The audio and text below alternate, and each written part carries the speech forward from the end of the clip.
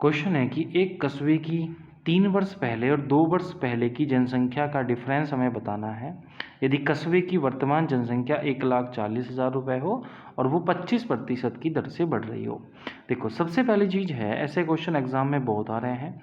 25% की जो भिन्न होती है वो होती है 1/4। ठीक है, मतलब ये होगा कि भैया अगर पहले 4 की पॉपुलेशन हो तो सीधी बात है 5 की होगी अगले साल, और अगर 2 बार करना हो तो 4 से 5। मतलब मैं ये कह सकता हूँ कि अगर मुझे पॉपुलेशन को पीछे लेके जाना है तो मैं आपका कर सकता हूँ 5/4।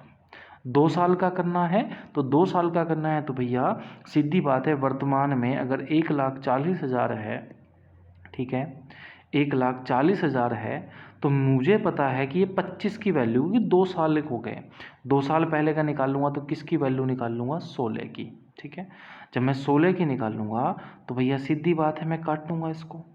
ऐसे ही अगर मुझे सीधी बात है कि इस समय निकालनी है 1,40,000 है और मुझे 3 साल पहले की निकालनी है, तो मुझे 4 से 5 एक बार और करना पड़ेगा।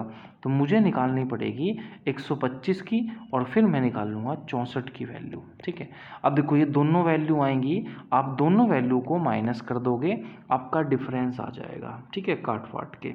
एक तो तरीका होता है ये जो मेथड 1 है।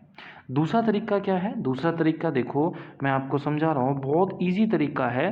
ठीक है, इस तरीके को थोड़ा सा आपका समझना है। ठीक है, इस तरीके को थोड़ा सा समझना है क्योंकि अधिकतर बच्चों की समझ में ये क्वेश्चन नहीं आता है। देखो, तीसरा तरीका अगर आप देखेंगे, सबसे पहली चीज़ हमें जो ध्यान रखना है वो ध्यान ये रखना है कि जो हमारा जो है ये 25% है। कितना परसेंट है? 25%। 25% की भिन्न होती है 1/4। ठीक है, अब देखो 2 साल की क्या हो जाएगी भाई, मैंने क्या बोला? 4/5, 5 से 4।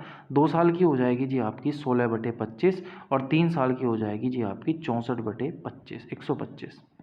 अब मुझे इसका अंतर चाहिए, 3 साल का हो जाएगा, ये 2 साल का कर लूँगा, तो भाई 3 साल और 2 साल का कितना अंतर बैठेगा?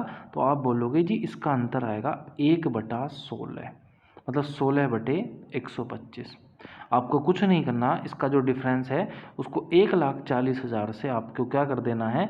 भाग कर देना है। ठीक है, आप काटोगे तो 5 पंजे 25 आ जाएगा।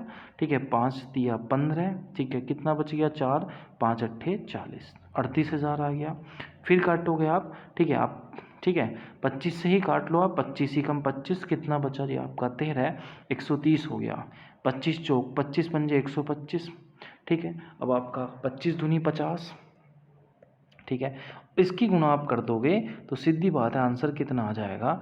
आपका आंसर आने वाला है 17,920 आंसर आ जाएगा। ठीक है, वीडियो कैसी लगी कमेंट बॉक्स में ज़रूर बताना।